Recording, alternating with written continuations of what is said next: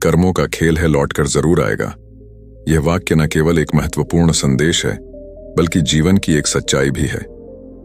हमारे हर छोटे बड़े कार्यों का हमारे जीवन पर गहरा प्रभाव पड़ता है। यह अवधारणा हमें यह सिखाती है कि हम जो बोते हैं वही काटते हैं।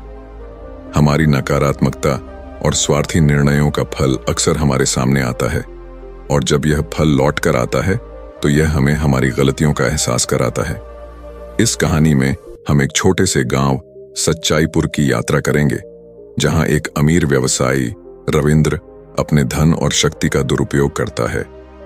वह गांव के तालाब का पानी अपने बगीचे के लिए लेता है, जबकि गांव वाले पानी की कमी का सामना कर रहे हैं। रविंद्र के स्वार्थी कर्मों का परिणाम उसे उस समय समझ में आता है जब गांव वाले एकजुट होकर उसकी गलतियों का सामना करते हैं। नमस्ते दोस्तों, आपका हमारे चैनल पर तहे दिल से स्वागत है। तो चलिए वीडियो शुरू करते हैं। सच्चाईपुर नामक एक छोटा सा गांव था, जहां के लोग मेहनत और ईमानदारी से अपना जीवन यापन करते थे। इस गांव में एक तालाब था, जो गांव के लोगों के जीवन का अभिन्न हिस्सा था। गांव वाले इस तालाब के पानी से अपनी फसलें सींचते थे और अपने जीवन को संवारते थे। गांव के लोग एक दूसरे की मदद करने में विश्वास रखते थे। लेकिन एक दिन इस गांव में एक नया परिवार आया, जिसने सब कुछ बदल दिया। रविंद्र एक धनी व्यवसायी था, जिसने अपने परिवार के साथ गांव में कदम रखा। उसका परिवार सुमिता, उसकी पत्नी और उसकी बेटी नीलम से मिलकर बना था। रविंद्र का स्वभाव घमंडी और स्वार्थी था। उसने अपने धन का दिखावा करना शुरू किया और गांव के लोगों को अपने से छोटा समझने लगा। वह गांव के तालाब का पानी अपने बगीचे के लिए उपयोग करने लगा, जबकि गांव वाले पानी की कमी का सामना कर रहे थे। गांव वालों ने रविंद्र को समझाने की कोशिश की, लेकिन वह उनकी बातों को अनसुना कर देता था। उसकी पत्नी सुमिता एक दयालु और समझदार महिला थी, लेकिन वह अपने पति के व्यवहार के प्रति चिंतित थी। उसने रविंद्र से कई बार कहा कि उन्हें गांव वालों के साथ अच्छा व्यवहार करना चाहिए, लेकिन रविंद्र ने उसकी बातों को नजरअंदाज कर दिया। समय बीतने के साथ गांव में सूखा पड़ने लगा। तालाब का पानी धीरे धीरे सूखने लगा और गांव वालों के लिए पानी की कमी होने लगी। गांव के लोग अपनी फसलें बचाने के लिए संघर्ष कर रहे थे। रविंद्र ने फिर भी तालाब से पानी लेना जारी रखा, जबकि गांव के लोग पानी के लिए तरस रहे थे। गांव के बुजुर्ग बाबा रामदास ने गांव वालों को एकजुट होने का सुझाव दिया। उन्होंने कहा, हमें मिलकर रविंद्र का सामना करना होगा। हमें उसे बताना होगा कि उसके कर्मों का फल उसे भोगना पड़ेगा। गांव वालों ने इस पर सहमति जताई और उन्होंने तय किया कि वे रविंद्र के खिलाफ आवाज उठाएंगे। गांव के लोग एकजुट होकर रविंद्र के घर पहुंचे। गांव की महिलाएं उसके पास गईं और कहा, आपका बगीचा हमारे तालाब के पानी पर निर्भर है, कृपया हमें भी पानी का उपयोग करने दें। लेकिन रविंद्र ने हंसते हुए कहा, यह पानी मेरा है, तुम लोग मेरे सामने मत आओ। गांव वाले निराश हो गए, लेकिन उन्होंने हार नहीं मानी। उन्होंने बाबा रामदास के नेतृत्व में एक बैठक बुलाई और तय किया कि वे तालाब की सफाई करने का कार्य शुरू करेंगे। गांव के युवा लड़के मोहन ने कहा, हमें तालाब को साफ करना होगा ताकि पानी फिर से भर सके। सबने सहमति जताई और अगले दिन तालाब की सफाई के लिए जुटने का निर्णय लिया। गांव वाले अगले दिन सुबह सुबह तालाब के पास इकट्ठा हो गए। उन्होंने मिलकर तालाब की सफाई करना शुरू किया। युवा लड़के और लड़कियां मिलकर काम कर रहे थे, जबकि बुजुर्ग गांव के अनुभव का उपयोग कर रहे थे। गांव के सभी लोग एकजुट होकर काम कर रहे थे और धीरे धीरे तालाब की स्थिति में सुधार होने लगा। जब रविंद्र ने गांव वालों को तालाब की सफाई करते देखा तो वह चौंक गया। उसने सोचा कि अगर गांव वाले तालाब को साफ कर लेंगे तो उसके बगीचे के लिए पानी की कमी हो जाएगी। इसीलिए उसने गांव वालों को परेशान करने का निर्णय लिया। वह तालाब के पास जाकर बोला, तुम लोग क्या कर रहे हो? यह मेरा पानी है और तुम इसे साफ करके क्या करोगे? मोहन, जो एक युवा लड़का था, ने रविंद्र का सामना किया।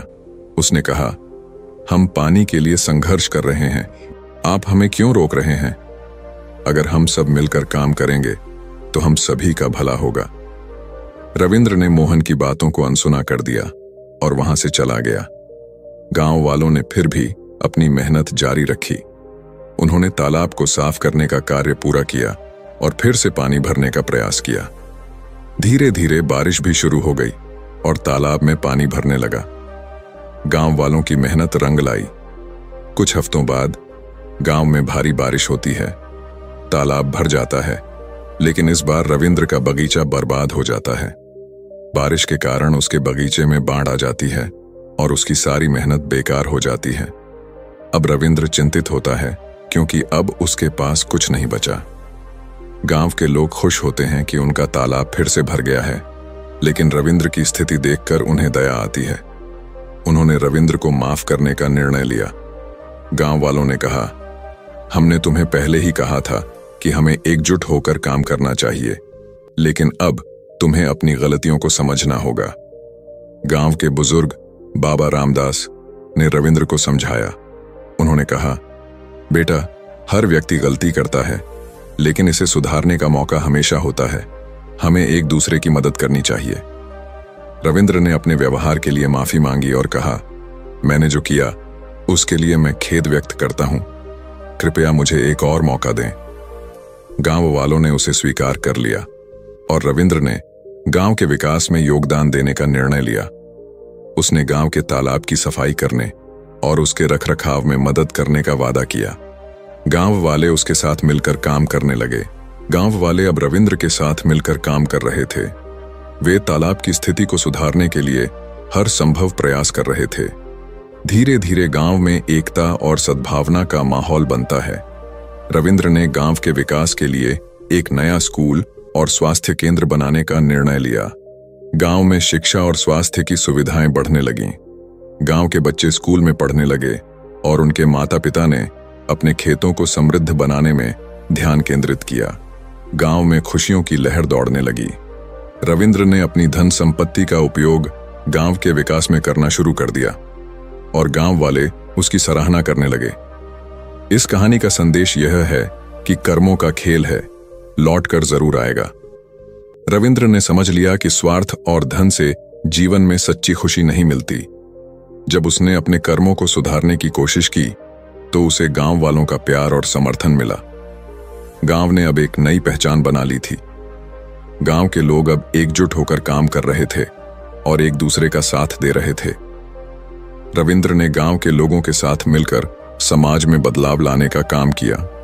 उसकी कहानी अब गांव के लोगों के लिए एक प्रेरणा बन गई थी। गांव में अब खुशियां लौट आई थीं। लोग अब सच्चाई और एकता के साथ जीने लगे थे। रविंद्र ने गांव के विकास के लिए एक नया स्कूल और स्वास्थ्य केंद्र बनाने का निर्णय लिया। गांव में शिक्षा और स्वास्थ्य की सुविधाएं बढ़ने लगीं। गांव के बच्चे अब पढ़ाई में अच्छे अंक ला रहे थे और वे अपने गांव का नाम रोशन करने का संकल्प ले रहे थे। गांव की महिलाएं अब आर्थिक रूप से स्वतंत्र हो गई थीं और वे अपने काम में भी भाग ले रही थीं। गांव में एक बार फिर एक उत्सव का आयोजन हुआ। गांव वाले एकत्रित हुए और अपने सामूहिक प्रयासों का जश्न मनाने लगे। रविंद्र ने सभी को धन्यवाद दिया और कहा, यह सब आपके सहयोग के बिना संभव नहीं था। हमें मिलकर काम करना है और अपने गांव को आगे बढ़ाना है। गांव वालों ने रविंद्र की बातों का समर्थन किया और उन्होंने एक दूसरे के साथ मिलकर काम करने का संकल्प लिया। गांव में एक नई उमंग और ऊर्जा का संचार हुआ। कहानी का अंत इस संदेश के साथ होता है कि कर्मों का फल अवश्य मिलता है। गांव के लोग अब एकजुट होकर खुशहाल जीवन जी रहे थे और उन्होंने समझ लिया था कि जब हम मिलकर काम करते हैं तो कठिनाइयां भी दूर होती हैं। तो दोस्तों, ये वीडियो अगर आपको थोड़ी भी पसंद आई हो तो वीडियो को लाइक और चैनल को सब्सक्राइब जरूर कर देना। धन्यवाद।